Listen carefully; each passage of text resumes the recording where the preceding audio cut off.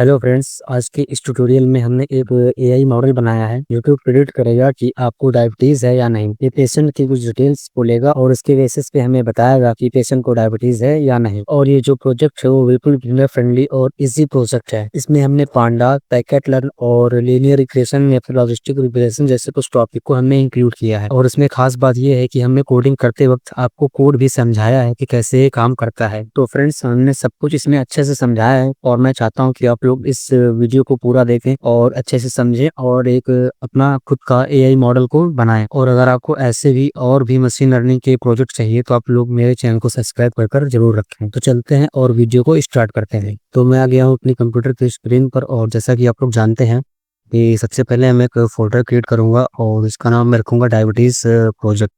तो मैं लिख लेता हूँ फटाफट डायबिटीज प्रोजेक्ट। और जो मैंने फोल्डर डेस्कटॉप पर क्रिएट किया है मैं इस फोल्डर को अपने वीएस कोड के अंदर खोल लेता हूँ। और ये मेरा फोल्डर खुल गया वीएस कोड के अंदर। और इस फोल्डर के अंदर मैं एक और फाइल बना लेता हूँ, जुपिटर की फाइल जो कि होगी। इसके अंदर अपना हम सारा कोड लिखेंगे और उस फाइल का नाम भी हम लिख देते हैं डायबिटीज प्रेडिक्शन डॉट IPYNB। तो डायबिटीज प्रेडिक्शन और .IPYNB। और यहाँ पर हमने डायबिटीज़ प्रेडिक्शन नाम की जो फाइल है वो क्रिएट कर ली है। और मैं साथ में एक और फाइल क्रिएट कर लेता हूँ जिसका नाम होगा app.py। ये फाइल मैं इसे पाइथन की फाइल है और इस फाइल को मैं इसलिए क्रिएट कर रहा हूँ क्योंकि यहाँ पर हमें स्ट्रीमलेट की हेल्प से एक वेब पेज भी बनाना होगा। तो ये रहा मेरा डायबिटीज़ की फाइल और ये मेरे रही app.py यानी कि पाइथन की फाइल। तो इस डायबिटीज़ फाइल के अंदर जो है मैं यहाँ पर एक सेल ऐड कर लेता हूँ। और सबसे पहले तो मैं जो इंपॉर्टेंट लाइब्रेरीज़ हैं जैसे कि हमारी पांडास की, तो इसको मैं पहले पाइथन के एनवायरनमेंट से कनेक्ट कर देता हूँ। और यहाँ पर मैं पाइथन का एनवायरनमेंट चूज कर लेता हूँ। तो यहाँ पर मैं सबसे पहले लिखता हूँ इंपोर्ट पांडास, जो कि एक बेसिक लाइब्रेरी है जो आप लोग जानते होंगे। पी डी इसका एलियास नेम हो गया। तो मैंने यहाँ पर जो है पांडास को इंपोर्ट करा लिया है। तो यहाँ पर एक डीएफ नाम का वेरिएबल बनाता हूँ और इसके अंदर मैं pd.read.csv करता हूँ। रीड CSV जो है पांडास का एक फंक्शन होता है।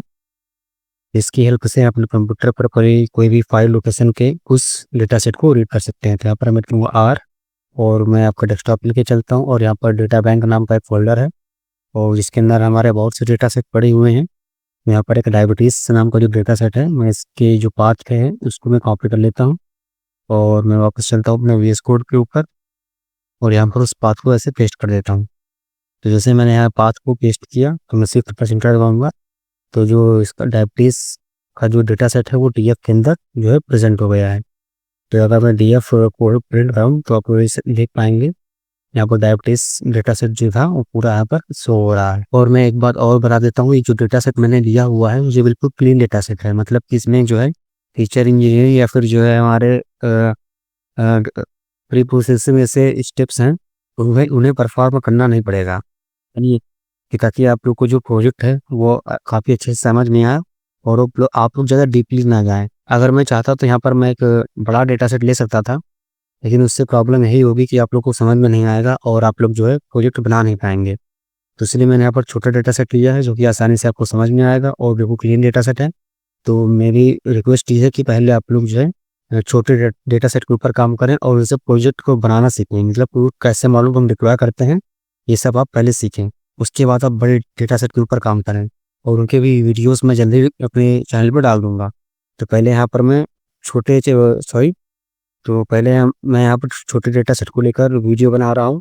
इसके बाद मैं एडवांस बढ़ूंगा, प्रोजेक्ट की लेवल बढ़ाते रहूँगा। तो अभी जो प्रोजेक्ट चल रहे हैं ये बिल्कुल बिगिनर फ्रेंडली प्रोजेक्ट है। इसके अंदर हमारा छोटे डेटा सेट होंगे, कम डेटा सेट होगा और इजी डेटा सेट होगा। इसको क्लीनिंग के जो स्टेप्स हैं वो बहुत कम होंगे। तो आई होप आप लोग समझ गए होंगे डेटा सेट के बारे में। तो मैं चलता हूँ और आगे कोड करता हूँ और मेरी रिक्वेस्ट ये है कि आप लोग पहले छोटे डेटा सेट के ऊपर काम करें तब आगे बड़े डेटा सेट के ऊपर काम करना। तो मैं आगे का कोड लिखता हूँ। तो यहाँ पर मैं लिखता हूँ df.info। इन्फो क्या करेगा, हमारी जो डेटा सेट है उसके बारे में थोड़ी इन्फॉर्मेशन को दे देगा। जैसे मैंने डीएफ इम्प्रूव किया है तो आप लोग यहाँ पर जो है डेटा सेट के बारे में जो कि इन्फॉर्मेशन है वो यहाँ पर मुझे दे रहा है। जिसके अंदर हमारे डेटा कॉलम्स हैं, 9 डेटा कॉलम्स हैं और 768 रोज हैं विद इंडेक्स। और इसके अंदर हमारे आप लोग देख सकते हैं जो नन वैल्यूज़ हैं वो बिल्कुल नहीं है।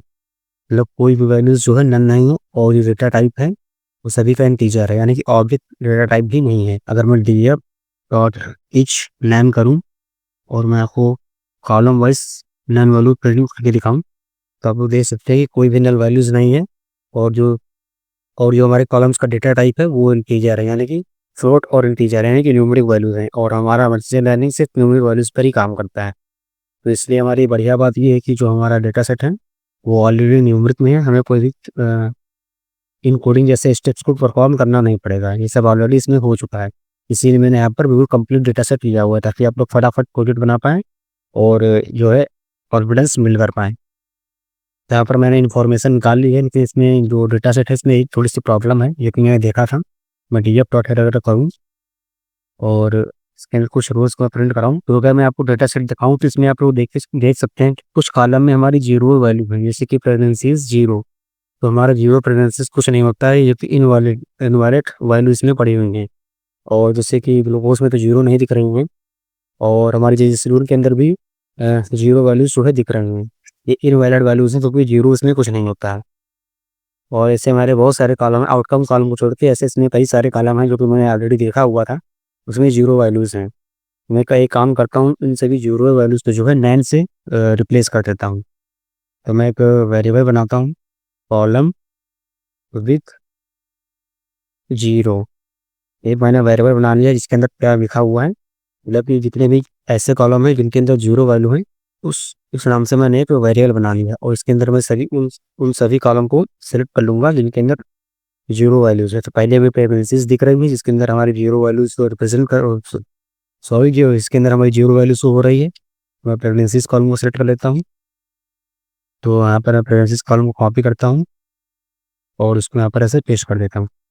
और इसी तरह मैं ग्लूकोज कॉलम को भी चेक कर लेता हूँ कि इसमें कोई जीरो वैल्यू है या नहीं है। तो इसके लिए चेक करने के लिए क्या करेंगे, हम डीएफ और ग्लूकोज कॉलम को हम सिलेक्ट करेंगे, और इसके अंदर हम डॉट इज यूनिक क्या करेगा, जितने भी यूनिक वैल्यू होंगी, और इस यूनिक में यूनिक से पे होंगी, जितनी भी यूनिक वैल्यू होंगी वो हमें बता देगा।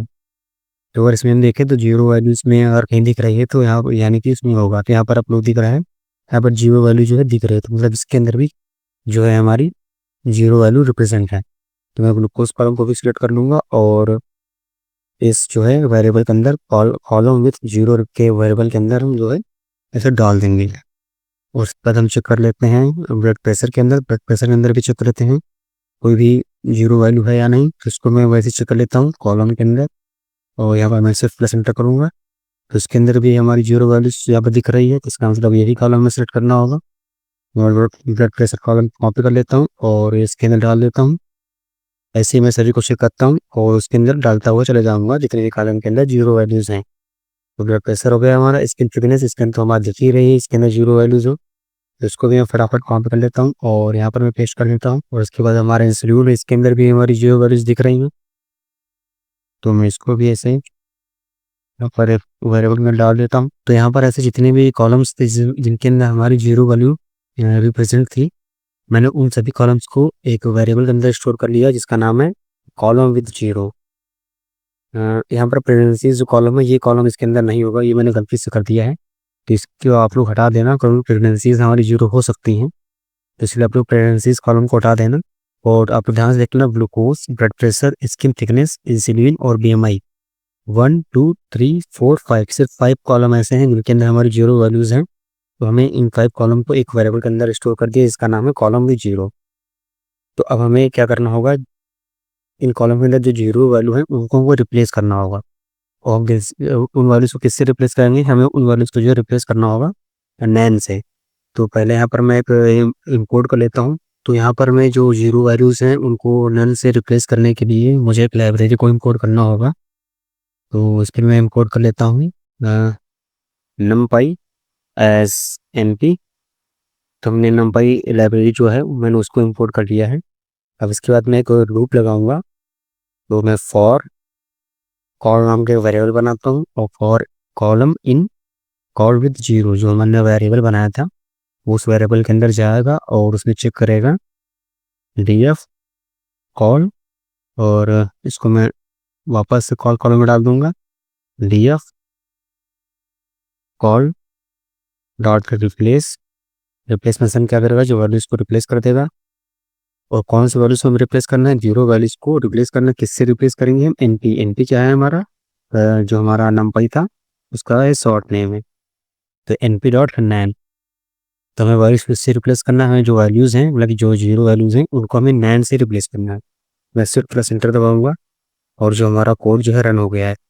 तो यहाँ पर आप लोगों को समझा देता हूँ। तो मैंने एक फॉर लूप लगाया, फॉर, और एक कॉलम, ये जो COL दिख रहा है ये एक वेरिएबल है, for column in column with zero, मतलब कि लूप चलेगा इसके ऊपर कॉलम विद जीरो। और कॉलम विद जीरो के अंदर क्या है, हमारे जो कॉलम स्टोर हैं, यानी कि जो 5 कॉलम स्टोर हैं उन सभी कॉलम के ऊपर जाएगा और उन्हें चेक करेगा कि ऐसी कौन सी वैल्यू है जीरो है। अगर उन्हें जीरो वैल्यू से मिल जाएगी तो उस जीरो वैल्यू को नैन से रिप्लेस कर देगा। तो अगर मैं आपको DF प्लॉट करके यहाँ पर दिखाऊं तो आप लोग देख पाएंगे कि हमें कुछ नैन वैल्यू यहाँ पर दिख रही हैं। जैसे कि मैंने DF प्लॉटेड किया तो ऐसे कॉलम इनके अंदर जीरो वैल्यूज थी वहाँ पर जो कि नैन से रिप्लेस हो गई है। जैसे कि स्किन थिकनेस के अंदर जो जीरो वैल्यू थी यहाँ पर वो नैन से रिप्लेस हो गई है। अगर मैं ऊपर आपको दिखाऊं कि यहाँ पर जो आप देख सकते हैं, यहाँ पर जीरो जीरो थी सेलून के अंदर, यहाँ पर आप देख सकते हैं तो यहाँ पर नैन से जो है रिप्लेस हो गई है। तो मैं अगर आप DF डॉट इस इन्हें करूँ और डॉट सम करूँ ताकि मैं कॉलम वाइज देख सकूँ, तो आप लोग देख सकते हैं कि इससे बहुत सारे नैन वैल्यूज आ गई हैं। तो प्रेगनेंसीज के अंदर तो जीरो है, पर ग्लूकोज के अंदर 5 है, ब्लड प्रेशर के अंदर 35 है, स्किन थिकनेस के अंदर 2 to 7, ऐसे बहुत सारे जो है नल वैल्यूज इसके अंदर आ गए हैं। और हमें इन नल वैल्यूज को जो है इनके मीडियन से हमें फिल कर देंगे। हम चाहे तो इनको ड्रॉप भी कर सकते हैं, पर हमारा डेटा सेट ऑलरेडी छोटा है तो इसलिए हमें ड्रॉप करना प्रेफर नहीं करेंगे। हम इनकी जो मीडियन वैल्यू है, यानी कि जो मोस्ट फ्रीक्वेंट, यानी कि जो कॉलम के अंदर जो सबसे ज़्यादा वैल्यू आई है उस वैल्यू से हम उसको फिल कर देंगे। तो इन नैन वैल्यूज को फिल करने के लिए हमें फिर से एक लूप चलाना होगा। तो मैं फिर लिखता हूँ for call in column with zero, column variable को सेलेक्ट करूंगा कॉलम विथ जीरो, और इसके अंदर इसका मैं क्या करूँगा, DF कॉल, यानी कि कॉलम, और इसको डॉट फिल एन ए। इसमें DF कॉल के अंदर जितनी नैन वैल्यूज है उनको फिल करना होगा, तो DF, और इसके अंदर फिर मैं कॉल कॉलम को सिलेक्ट कर लेता हूँ और हमें किससे फिल कराना होगा, मीडियन से फिल कराना होगा। तो यहाँ पे मीडियन लिखूंगा और इन प्लेस में ट्रू कर दूंगा ताकि हमें नया डेटा सेट क्रिएट ना करना पड़े, उसी डेटा सेट में जो है रिप्लेस हो जाएगा। यहाँ पर इन प्लेस और ट्रू कर दूंगा। तो अगर मैं इस फंक्शन को रन कराऊँ तो यहाँ पर एक वार्निंग आ रही है, पर हमारा कोड जो है वो रन हो गया है। ये वार्निंग इसलिए हो सकती है कि हमारा जो वर्जन है वो अपडेट ना हुआ हो। तो इस वार्निंग को आप लोग इग्नोर करना, और जो मेरा कोड है वो काम कर गया है। अगर मैं यहाँ पर दिखाऊँ, फिर से मैं इसको कॉपी करता हूँ रियोट डॉट इजना को, और मैं चेक करता हूँ कि अब न कोई नैन वैल्यूज़ बची हैं या नहीं। यहाँ पर मैं पेस्ट करता हूँ तो आप लोग देख सकते हैं कोई भी नैन वैल्यूज़ इसके अंदर नहीं बची हैं। तो अब तक जितने भी नैन वैल्यूज़ थी इसके अंदर कॉलम के अंदर जो आप लोग यहाँ पर देख रहे थे कि यहाँ पे दिखाया जा रहा था कि यहाँ पे कुछ नैन वैल्यूज़ आ गई थी जब हमने जिनको को रिप्लेस किया था। तो मैंने फिर से उन नैन वैल्यूज़ को जो है मैंने हटा दिया। तो हमारा जो डेटा सेट है वो बिल्कुल पूरी तरह से क्लियर हो चुका है। अब हमें क्या करना होगा, अब हमें डेटा सेट को 2 वेरिएबल्स में डिवाइड करना होगा, एक्स और वाई। एक्स यानी कि इंडिपेंडेंट वेरिएबल और वाई यानी कि डिपेंडेंट वेरिएबल। तो चलिए फिर आप फटाफट अपने डेटा सेट को 2 पार्ट में डिवाइड करता हूँ। तो इसके मैं क्या करूँगा, फ्रॉम स्केलर, और यहाँ पर डॉट मॉडल सिलेक्शन। ये स्केलर अगर आप में इंस्टॉल नहीं तो उसको पहले इंस्टॉल कर लेना तभी काम करेगा। और मैं यहाँ पे मॉडल सेक्शन में इंपोर्ट करता हूँ किसको, ट्रेन टेस्ट स्प्लिट को। अब ट्रेन टेस्ट स्प्लिट क्या होता है ये आप लोग मुझे कमेंट बॉक्स में जरूर बताना, वैसे आप लोगों को तो पता होगा। अब यहाँ पर मैं अपने डेटा सेट को 2 पार्ट में डिवाइड करता हूँ। तो एक्स यानी कि इंडिपेंडेंट वेरिएबल, इसके अंदर हमारा क्या होगा, DF और डॉट ड्रॉप, हम इसको ड्रॉप कर देंगे। जो हमारा कॉलम है, कौन सा कॉलम ड्रॉप कर देंगे, अगर आप लोगों को पता होगा मुझे यहाँ पर टारगेट कॉलम को ड्रॉप करना होगा। यहाँ पे हमारा टारगेट कॉलम क्या है, अगर मैं आपको टारगेट कॉलम दिखाऊं तो यहाँ पर हमें आउटकम आउटकम हमारा टारगेट कॉलम है, तो हमें इसको ड्रॉप करना होगा क्योंकि हमें इसके अंदर सिर्फ इंडिपेंडेंट वेरिएबल चाहिए और जो हमारा आउटकम है वो डिपेंडेंट वेरिएबल है। और यहाँ पर मैं एक्सेस कर देता हूँ 1, और उसके बाद मैं नेक्स्ट लाइन पे आता हूँ। और यहाँ पर मैं वाई नाम का वेरिएबल बनाता हूँ और इसके अंदर मैं डी एफ और इसके अंदर मेरा डिपेंडेंट वेरिएबल होगा। डिपेंडेंट वेरिएबल मैंने आपको बताया है कॉलम, सॉरी आउटकम। आउटकम हमारा डिपेंडेंट वेरिएबल हो गया और एक्स यानी कि जो हमारा और सारे कॉलम थे और कुल कॉलम को छोड़कर वो हमारे इंडिपेंडेंट वेरिएबल हो गए। तो इतना तो आप लोग को पता ही होगा। मैं एंटर करता हूँ शिफ्ट प्लस और यहाँ पर आप देख पाएंगे मेरा कोर्स सक्सेसफुली रन हो गया है। अगर मैं आपको दिखाऊं कि एक्स के अंदर हमारे कौन कौन से कॉलम गए हुए हैं, तो प्रिंट एक्स डॉट कॉलम्स, तो आपको देख पाएंगे इसके अंदर सभी कॉलम्स हैं, सिर्फ आउटकम कॉलम नहीं है, क्योंकि आउटकम कॉलम हमारा टारगेट वेरिएबल था, इसलिए वो कॉलम इसके अंदर नहीं दिखाई दे रहा है, बाकी सारे कॉलम्स प्रेजेंट हैं। अगर मैं वाई को प्रिंट कराऊँ तो इसके अंदर जो हमारा आउटकम कॉलम है यानी कि डिपेंडेंट कॉलम हमारा इसके अंदर है। ठीक है, यहाँ तक मैंने अपने डेटा सेट को 2 पार्ट में डिवाइड कर लिया है। अब मुझे क्या करना होगा, एक्स ट्रेन और वाई ट्रेन में इसको स्प्लिट करना होगा। एक्स ट्रेन नाम का एक वेरिएबल बना लेता हूँ, कॉमा एक्स टेस्ट नाम का एक variable, Y train comma Y test. इतना आप लोग को पता होगा, बहुत बार कोडिंग में आप लोग ये कर चुके होंगे। और इसके अंदर मैं ट्रेन टेस्ट स्प्लिट को कॉल करता हूँ और जो हमारा डेटा सेट है एक्स और वाई में जो मैं डिवाइड किया है वो उसको पास कर देता हूँ। फिर इसके अंदर हमारा जो पैरामीटर आता है टेस्ट साइज, कि हमें कितना डेटा टेस्टिंग के लिए डालना है, 0.20 सॉरी 0.2, और इस पर जो रैंडम स्टेट रहेगा वो 42 रहेगा। मैं स्पोर्ट शिफ्ट प्लस इंटर करता हूँ तो हमारी सेल रन हो गई है। तो हमारा जो डेटा सेट है वो 80% डेटा सेट हमारा ट्रेनिंग के लिए चला गया है और 20% डेटा सेट हमारा टेस्टिंग के लिए चला गया है। अगर मैं इसको भी आपको करके दिखाऊं तो print x dot save comma x train dot save फिर comma x test dot save, इससे क्या होगा कि आप लोग देख पाएंगे कि हमारा डेटा सेट कितना ट्रेनिंग के लिए गया है और कितना टेस्टिंग के लिए गया है। तो मैं एक बार सभी को लिख देता हूँ फिर मैं प्रिंट कराता हूँ। तो आप लोग देख पाएंगे हमारा जो टोटल रोज थी एक्स के अंदर, यानी कि जो हमारा एक्स, ये मैंने जो एक्स में डिवाइड कर दिया था कॉलम्स को, उसके अंदर जो टोटल रोज थी कितनी थी 8 क्यों, क्योंकि हमारा जो आउटकम कॉलम था वो उससे हटा दिया था, इससे हमारे टोटल जो कॉलम है वो 8 है और जो रोज है वो 768 है।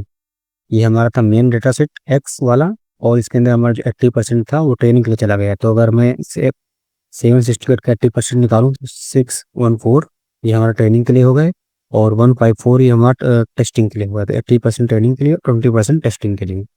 देखिए इतना इतना तो आप लोग को समझ में आ गया होगा। तो हमें क्या करना होगा, हमें sklearn से एक मॉडल को इंपोर्ट करना होगा। तो मैं sklearn और फिर लीनियर मॉडल और यहाँ पर मैं इंपोर्ट करूँगा लॉजिस्टिक रिग्रेशन। ये लॉजिस्टिक रिग्रेशन में क्यों इंपोर्ट कर रहा हूँ ये आप लोग मुझे कमेंट बॉक्स में जरूर बताना। वैसे मैंने बहुत बार आप लोग को बताया है कि लॉजिस्टिक रिग्रेशन क्या करता है, लेकिन आपको फिर भी नहीं पता है तो मेरे चैनल पे जाना, वहाँ पर आपको मिल जाएगा इसका पूरा वीडियो लॉजिस्टिक रिग्रेशन और जो हमारा लीनियर रिग्रेशन कंप्लीट वीडियो मिल जाएगा। और मुझे कमेंट बॉक्स में जरूर बताना कि लॉजिस्टिक रिग्रेशन हम किस लिए यूज़ करते हैं और जो हमारा लीनियर रिग्रेशन उसको किस लिए यूज़ करते हैं। तो मैं शिफ्ट प्लस इंटर करता हूँ, कोड को रन करा देता हूँ और यहाँ पर एक मॉडल नाम का एक वेरिएबल ले लेता हूँ और उसके अंदर मैं अपने जो लॉजिस्टिक रिग्रेशन को जो है एक इंस्टेंस क्रिएट कर लेता हूँ। तो लॉजिस्टिक रिग्रेशन और यहाँ पर मैंने मॉडल नाम का इंस्टेंस क्रिएट कर लिया है। तो इतना करने के बाद अब हम क्या करते हैं, जो हमारा डेटा है उसको अपने मॉडल के अंदर फिट करते हैं। तो मॉडल डॉट फिट और इसके अंदर हम X train comma Y train को पास कर देते हैं। जो हमारा ट्रेनिंग डेटा सेट है उसको हम तैयार मॉडल उसका एक मॉडल बना लेते हैं। तो ये आपको देख सकते हैं एक मॉडल जो है बनकर रेडी हो गया है। अगर मैं इसकी जो एक्यूरेसी चेक करता हूँ कि हाँ मॉडल कितने परसेंट एक्यूरेट काम करेगा, तो सबसे पहले मुझे इसको एक्यूरेसी स्कोर को इंपोर्ट करना होगा। तो फ्रॉम एस्केलर और डॉट मैट्रिसेस और इसमें से इंपोर्ट करेंगे हम जिसको एक्यूरेसी स्कोर को, उसको रन करा देते हैं और एक्यू नाम का एक वेरिएबल लेते हैं उसके अंदर एक्यूरेसी स्कोर। उससे पहले मैं क्या करता हूँ, यहाँ पर एक वाई प्रेड नाम का वेरिएबल लेता हूँ, वाई प्रेड इक्वल टू, और इसके अंदर हमारा क्या होगा, और इस वाई प्रेड नाम के वेरिएबल के अंदर मॉडल डॉट प्रेडिक्ट और इसके अंदर हम पास कर देंगे एक्स टेस्ट और इसको रन कराएंगे। और जो हमारा एक्यूरेसी स्कोर होगा उसके अंदर हम इसको पास कर देंगे तो हमारे जो एक्चुअल वैल्यूज़ क्या थे, एक्चुअल वैल्यूज़ हमारी थी वो वाई टेस्ट, और जो हमारी प्रेडिक्टेड वैल्यू है वो है वाई रेट। तो ये हमारी प्रेडिक्टेड वैल्यू हो गई। तो उनकी एक्यूरेसी को चेक करते हैं, तो मैं पे प्रिंट करता हूँ डबल सी। तो आप देख सकते हैं जो हमारी मॉडल की एक्यूरेसी है वो 7% है, जो कि बहुत अच्छी एक्यूरेसी है। तो अगर हम कोई मॉडल बनाते हैं जिसकी एक्यूरेसी 70 और 100 के बीच में है, तो वो एक अच्छी एक्यूरेसी मानी जाती है। तो हम इसकी एक्यूरेसी को इंक्रीज कर सकते हैं, लेकिन वो अभी आप लोगों को समझ में नहीं आएगा, उसका वीडियो मैं बाद में कभी बना दूंगा। तो आप लोग पहले इतना जरूर इतना आप तो पहले आप लोग इतना समझना, फिर वो आगे देखना। तो जो अभी हमारे मॉडल की एक्यूरेसी है वो काफ़ी अच्छी है, 77% है। अगर मैं यहाँ पर एग्जांपल में अगर कोई डेटा डेटा सेट का कोई डिटेल्स डालूँ और हमें चेक करूँ कि हमारा जो मॉडल कैसा परफॉर्म कर रहा है, तो मैं मॉडल डॉट प्रेडिक्ट, उसके अंदर में 2 डायमेंशनल एरे पास करना होगा। तो मैं यहाँ पर जो है अपने डेटा सेट की कुछ डिटेल्स डालता हूँ और इन डिटेल्स की वजह से चेक करता हूँ कि हमारा मॉडल कैसा काम कर रहा है। तो चलिए मैं अपने डेटा सेट को ओपन कर लेता हूँ। तो मैं डेटा बैंक और यहाँ पर जो डायबिटीज़ डेटा सेट है मैं इसको ओपन करूँगा किसमें, इसको मैं ओपन करूँगा नोटपैड के अंदर। तो जो हमारा डायबिटीज़ डेटा सेट है वो नोटपैड के अंदर ओपन हो चुका है, और इसके अंदर हमें जो वैल्यूज़ हैं वो पड़ी हुई है। जैसे कि यहाँ पर हमारी जो वैल्यूज़ हैं, प्रेगनेंसीज 6 है, ग्लूकोज 148 है, और ब्लड प्रेशर 72 है। तो इसका जो प्रिडिक्शन आ रही है 1 आ रही है, मतलब कि ट्रू, यानी कि जो पेशेंट है उसको डायबिटीज़ होने के चांस हैं। तो अगर मैं इसको कॉपी करूँ यहाँ तक से 50 तक कॉपी करूँ और मैं चेक करूँ कि हमें क्या प्रिडिक्शन में 1 मिल रहा है, अगर 1 मिल रहा है तो हमारा मॉडल बिल्कुल अच्छे से काम कर रहा है। तो मैं यहाँ पर मोबाइल को ऐसे पेस्ट कर देता हूँ। हमें प्रोटेक्शन में क्या चाहिए, 1 चाहिए। तो मैं फिर शिफ्ट प्लस एंटर दबाता हूँ, तो कोड में आप लोग देख सकते हैं एक एरे थ्रू वापस कर रहा है, रिटर्न कर रहा है हमें, और उस एरे के अंदर ही मिल रहा है 1। और यहाँ पर 1 क्या रिप्रेजेंट कर रहा है, 1 रिप्रेजेंट कर रहा है 2, यानी कि पेशेंट को डायबिटीज़ है। अगर इसी तरह मैं कोई दूसरा एग्जाम्पल लूँ जिसको डायबिटीज़ नहीं है, यहाँ पर मान लेता हूँ ये 0 वाला लूँ, 0 मतलब डायबिटीज़ नहीं है। अगर 0 रिटर्न कर रहा है तो इसका मतलब पेशेंट को डायबिटीज़ नहीं है। मैं कॉपी करता हूँ और यहाँ पर मैं इन सभी जो डिटेल्स हैं पेशेंट की उन सभी को पेस्ट कर देता हूँ, और फिर से शिफ्ट प्लस एंटर करता हूँ, और यहाँ पर रिटर्न हो रहा है 0, यानी कि हमारा जो मॉडल है बिल्कुल 100% एक्यूरेट काम कर रहा है। तो यहाँ पर जो 0 प्रेडिक्शन आनी चाहिए थी, सेम वही प्रेडिक्शन आई है 0, ये यानी कि पेशेंट को जो है डायबिटीज़ के चांस बहुत कम है, यानी कि है नहीं। और अगर 1 आप तो मान लो पेशेंट को डायबिटीज़ के चांस हैं। तो जो मेरा मॉडल है अच्छे से परफॉर्म कर रहा है। अब मैं एक काम करता हूँ, इस मॉडल को जो है सेव कर लेता हूँ। मॉडल को सेव करना काफ़ी ज़रूरी होता है, क्योंकि मैंने आपको ऑलरेडी कई सारे वीडियो में बताया हुआ है। तो यहाँ पर फटाफट मैं अपने मॉडल को सेव कर लेता हूँ। तो मॉडल को सेव करने के लिए सबसे पहले क्या करना होगा, इंपोर्ट करना होगा पिकल को। ये मॉडल सेव करने के लिए काम आता है। और यहाँ पर हमें लिखना होगा ओपन विद ओपन, और इसके अंदर हमने जो मॉडल का नेम है उसको पास कर देंगे, तो डायबिटीज़। और यहाँ पर IPYNV, और यहाँ पर IPYNV की जगह पे मैं पास करूँगा PGL, जो कि एक्सटेंशन है। और यहाँ पर WB राइट बाइनरी SF। उसके बाद हम क्या करेंगे, पिक्चर डॉट डम्प।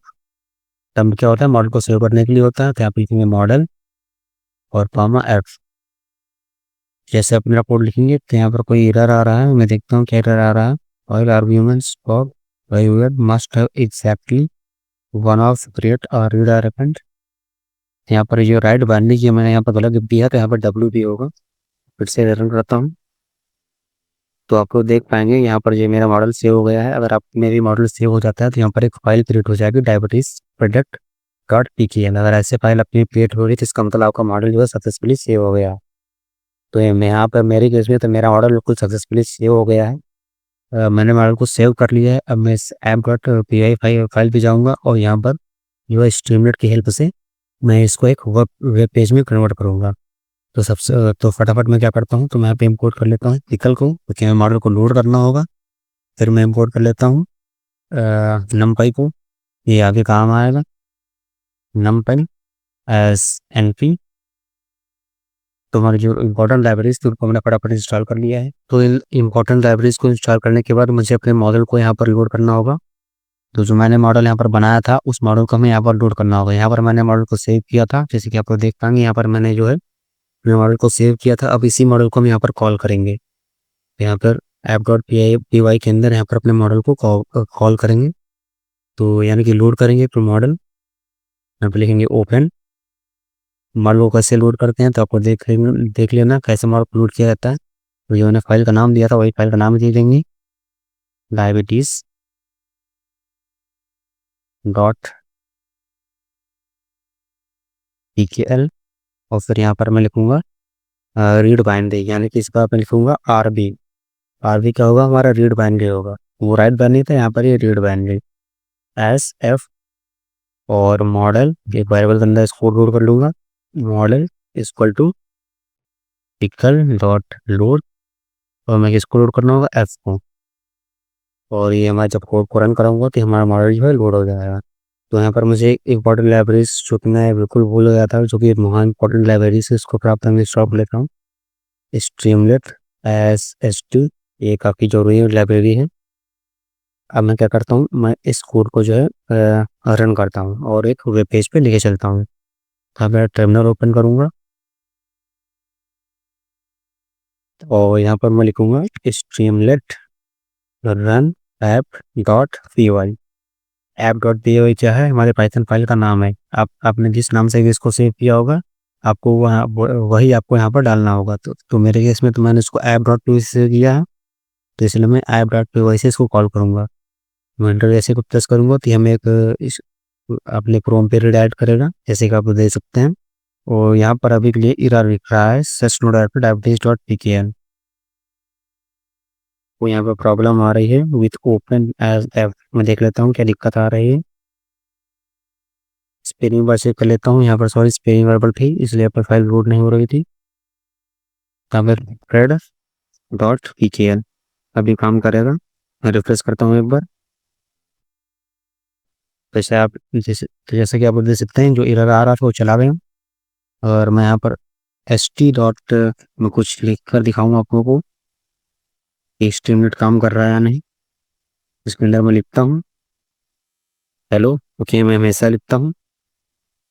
तो अगर मैं रिफ्रेश करूँ तो आप यहाँ पे देख पाएंगे जो हेलो लिखकर आ गया, मतलब कि हमारा जो स्ट्रीमलेट का पेज है वो बिल्कुल अच्छे से काम कर रहा है। तो चलिए मैं बाकी कोड लिखता हूँ ताकि आप लोग एक शानदार भी पेज में कवर कर पाएँ। तो थोड़ा सा स्पेस कर लेता हूँ और यहाँ पर लिखता हूँ एस टी डॉट टाइटल। और इसके अंदर मैं लिख देता हूँ जो हेडिंग हमारी रहेगी डायबिटीज रिडक्शन ऐप। और इसके बाद मैं एस टी डॉट राइट कर दूंगा और इसके अंदर मैं क्या लिख देता हूँ, इंटर द डिटेल्स। मतलब कि कुछ डिटेल्स को इंटर करना होगा, टू चेक पर्सन डायबिटीज और नॉट। यहाँ पर मैंने जो है रिव्यू दी है। तो अगर मैं रिक्वेस्ट करूँ और आप लोग को दिखाऊँ, यहाँ पर आपको देख पाएंगे तो डायबिटीज प्रोटेक्शन ऐप। और इसके बाद लिखा हुआ इंटर डिटेल्स, यहाँ कुछ डिटेल्स डालना होगा, जो चेक पर्सन है डायबिटीज और नॉट। यहाँ पर स्पेलिंग मिस्टेक हुई है और की मैं इसको सही कर लेता हूँ और फिर से इसको रिक्वेस्ट कर देता हूँ। और चलते हैं बाकी कोड पे लिखते हैं। तो यहाँ पर मुझे कुछ जो है इनपुट्स क्लियर करने होंगे।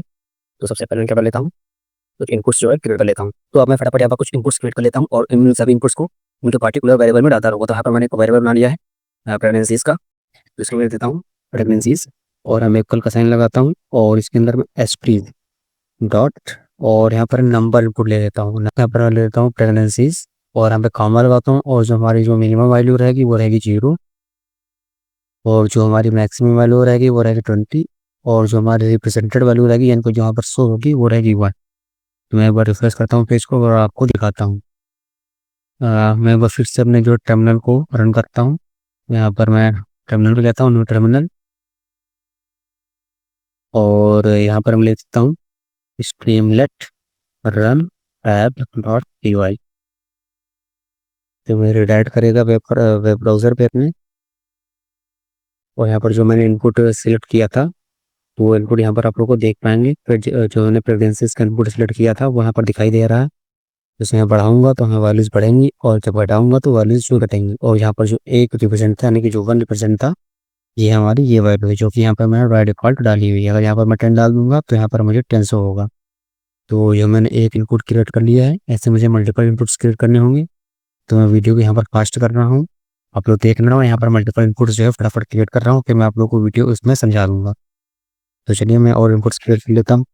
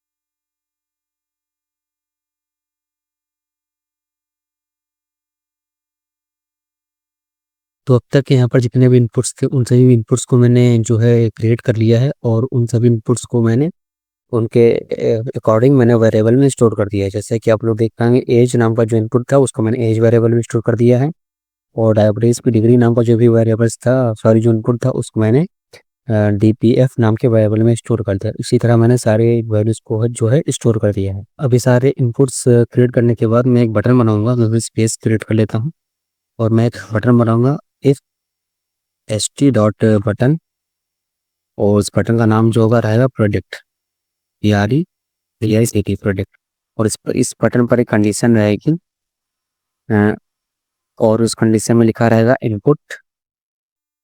ये एक वेरिएबल होगा जो कि इनपुट डेटा, और इनपुट डेटा के अंदर जो हमारे np डॉट array, और ये np डॉट array क्या है, ये हमारा जो numpy का फंक्शन है, मेथड है यानी कि, और इसे मैंने ऊपर इंपोर्ट किया था, इसकी numpy मैंने इंपोर्ट किया था, तो ऐसे ये काम करेगा। तो एक मेथड है, तो इसलिए इसको हम पैराथेसिस लगाएंगे, और इसके अंदर हम क्या करेंगे, जो भी इनपुट देगा यूज़र, जो भी इनपुट देगा उसको एज अ एरे पास कर लेंगे, और जो भी इनपुट यूज़र देगा जब उसको इसके अंदर पास कर देंगे, तो ये इनपुट डॉट एरे क्या करेगा, उन इनपुट्स को एक एरे में कन्वर्ट कर देगा। ठीक है, सिंपल सा काम ये है कि जो यूज़र वैल्यूज़ देगा उनको ये एरे में कन्वर्ट कर देगा।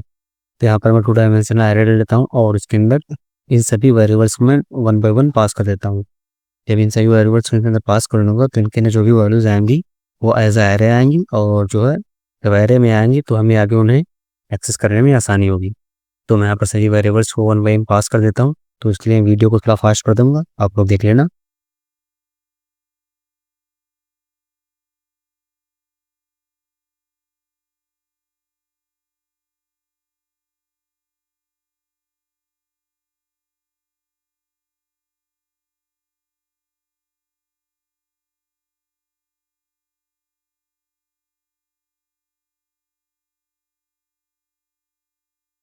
तो यहाँ पर मैंने जितने भी वेरिएबल्स बनाए थे उन वेरिएबल्स को मैंने इस इनपुट रिटर्न नाम के एक वेरिएबल के अंदर पास कर दिया है। तो आप लोग देख पाएंगे इसके अंदर मैंने सभी वेरिएबल्स को पास कर दिया है। तो जो भी वेरिएबल जिस ऑर्डर में मैंने बनाए थे उसी ऑर्डर में आप लोग भी पास करना, वरना जो है हमारा जो प्रोडक्शन होगा वो इधर आएगा। ठीक है, इतना करने के बाद अब मैं क्या करता हूँ, एक प्रोडक्शन नाम का वेरिएबल बना लेता हूँ। वहाँ पे लेता हूँ प्रोडक्शन, और equal to model dot project, क्योंकि हमारा मॉडल प्रोजेक्ट करेगा, और जो हमारा मॉडल वो क्या प्रिंट करेगा, वो प्रिंट करेगा इनपुट डेटा। इनपुट डेटा यानी कि हमारा ये वाला डेटा, ये डेटा आप लोग दिख रहा है, तो इसके अंदर क्योंकि इसके अंदर हमारी वैल्यूज पास हैं, तो इसलिए हम इसके अंदर इनपुट डेटा को पास कर देंगे, और ये इनपुट डेटा को प्रिडिक्ट करेगा। तो यहाँ पर एक हम को लेता हूँ, यहाँ पर जो मैंने इनपुट डेटा पहले दिया था चेक करने के लिए आप लोगों को, उसको मैं कमेंट कर देता हूँ, वरना ये आगे प्रॉब्लम क्रिएट करेगा। तो मैं एक बार नाव कर देता हूँ, और मैंने इस कोड को जो है कमेंट कर दिया। आप लोग भी इसको ध्यान से कमेंट कर दिया, वरना आगे प्रॉब्लम क्रिएट कर सकता है। तो यहाँ पर मैंने इनपुट डेटा पास कर दिया है, और इसके अंदर फिर एक कंडीशन लगाऊंगा, तो हमारी प्रेडिक्शन होगी, और उसके अंदर जीरो वैल्यू जो वैल्यू आएगी, यानी कि जो एरे आएगा रिटर्न होगा वो जीरो नेक्स्ट पे, अगर उसके अंदर वैल्यू 1 होगी वो क्या रिटर्न कर देगा मुझे, उसकी डॉट एरर।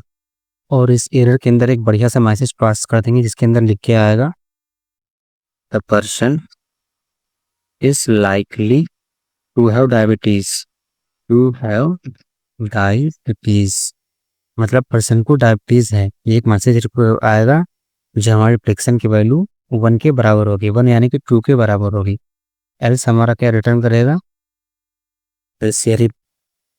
एल्स हमारा ये रिप्रेजेंट करेगा कि पर्सन को डायबिटीज नहीं है। तो मैं एल्स की कंडीशन लगा देता हूँ, और ये हमें रिटर्न करेगा st डॉट सक्सेस,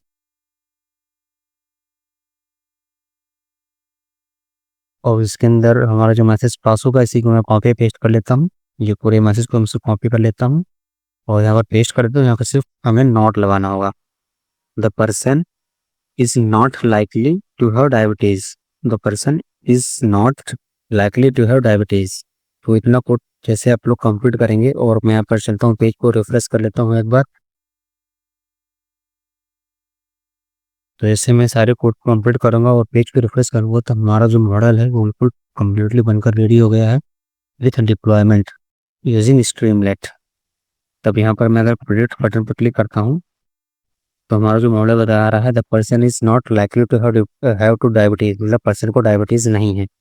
अगर अगर मैं इसको चेक करूँ, अगर मैं डेटा सेट लेता हूँ अपना जो है डेटा बैंक के अंदर जाता हूँ और यहाँ पर जो मेरा डायबिटीज़ का डेटा सेट है मैं इसको ओपन करता हूँ और इसके अंदर जो भी वैल्यूज़ हैं मैं उनको चेक करता हूँ। यानी कि इसके अंदर 0 वैल्यू है, 0 यानी कि पर्सन को डायबिटीज़ नहीं है। तो इसके अंदर जो 1 है, 85 है, 66 है, इन वैल्यूज़ को वहाँ पर मैं फटाफट फिल करता हूँ और चेक करता हूँ कि क्या आंसर आता है। तो हमें क्या है 185, 66। तो यहाँ पर मैं फटाफट वैल्यूज़ को फिल करता हूँ 185 और यहाँ पर 56 और इसके बाद क्या वैल्यूज़ थी मैं देख लेता हूँ। 56, 185, 66 था और 29 0 यहाँ पर 56 के जगह 66 पर लेते हैं और यहाँ पर 29 और क्या वैल्यूज़ थी 29 फिर 0 फिर 26.6 29 0 फिर इसके बाद है 26.6 26.6 फिर इसके बाद में कौन सी वैल्यूज थी डायबिटीज कैटेगरी की। इसके अंदर जो वैल्यू है वो है 0.351। इसको फटाफट फिल कर देता हूँ 0.351 और जो हमारी लास्ट वैल्यू बची जो कि है एज, उसके अंदर नहीं है 31 और 31 जो है मैं यहाँ पर पे कर देता हूँ एज के अंदर 31 और इसको मैं आप लोग एक बार वैल्यूज आप लोग मैच कर लेना। 185 प्रेगनेंसीज लेवल जो प्रेगनेंसीज जो है 1, glucose level 85, blood pressure 66, skin thickness 29, insulin level 0, BMI 26.60 और जो हमारा डायबिटीज कैटेगरी है वो 0.35 और जो हमारी एज है वो 31। इसको मैं फिल्टर करता हूँ और देखता हूँ क्या आंसर आता है। तो इसके अंदर आ रहा है the person is not likely to have diabetes. तो अगर मैं चेक करूँ इसके अंदर क्या आ रहा था 0, यानी कि इसके अंदर हमें रिटर्न करना था कि पर्सन जो है पर्सन को डायबिटीज नहीं है और इसके अंदर भी यही लिखा आ रहा है कि the person is not likely to have diabetes, यानी कि पर्सन को डायबिटीज नहीं है। अगर मैं इसके अंदर एक और डेटा सेट लेता हूँ जिसके अंदर डायबिटीज है, यहाँ पर 1 दिख रहा है तो मैं इसको एक बार चेक करता हूँ। इसमें दिखा रहा है कि पेशेंट को डायबिटीज है क्योंकि यहाँ पर 1 रिप्रेजेंट है यानी कि ट्रू। तो मैं इन वैल्यूज पे एक बार डालता हूँ और चेक करता हूँ कि क्या आंसर आता है। तो पहले जो वाली प्रेगनेंसीज है वो 6 है, फटाफट इन वैल्यूज को भी डाल लेता हूँ। तो यहाँ पर पहले मैं एक बार पेज को रिफ्रेश कर लेता हूँ और मैं फिर से एक बार चेक करता हूँ। तो हमारी जो प्रेगनेंसीज थी वो 6 थी, ग्लूकोज 148 और जो ब्लड प्रेशर था 72, यानी कि 6, 148, 72। तो फटाफट इन वैल्यूज को इंसर्ट करते हैं 6 और फिर मैं भूल गया हूँ फिर से एक बार चेक कर लेता हूँ 148, 72, 148 और यहाँ पर 72 और इसके बाद आगे की जो इनपुट्स हैं उनको चेक कर लेता हूँ। Skin thickness 35, 0, 33.6। तो ऊपर मैं 35, 0, यहाँ पर 33.6 मैं पर चेक कर लेता हूँ वैल्यूज को। हाँ ठीक है, वैल्यूज सेम है। फिर ये डायबिटीज की डिग्री है 0.627 और जो एज है 50 है। तो 0.627 यहाँ पर 0.627 और जो एज है हमारी वो 50 है। तो मैं इसको फिल्टर करके देखता हूँ कि आंसर क्या आ रहा है। तो यहाँ पर जो आंसर आ रहा है मेरा, एक सेकंड, हाँ तो जो आंसर आ रहा है the person is likely to have diabetes, यानी कि पर्सन को डायबिटीज है। और हमारा जो डेटा सेट था उस वो भी यही बोल रहा था कि पर्सन को डायबिटीज है, वो रिप्रेजेंट कर रहा था 1 यानी कि 2 यानी कि पर्सन को डायबिटीज है। अगर 0 रिप्रेजेंट करता यानी कि फॉल्स, यानी कि पर्सन को डायबिटीज नहीं था। तो जो मेरा मशीन लर्निंग मॉडल है बिल्कुल परफेक्टली काम कर रहा है हर एक वैल्यूज़ पे। तो अगर आप लोगों को ये वीडियो पसंद आया है तो वीडियो को लाइक और चैनल को सब्सक्राइब जरूर कर लेना और मिलते हैं नेक्स्ट वीडियो में।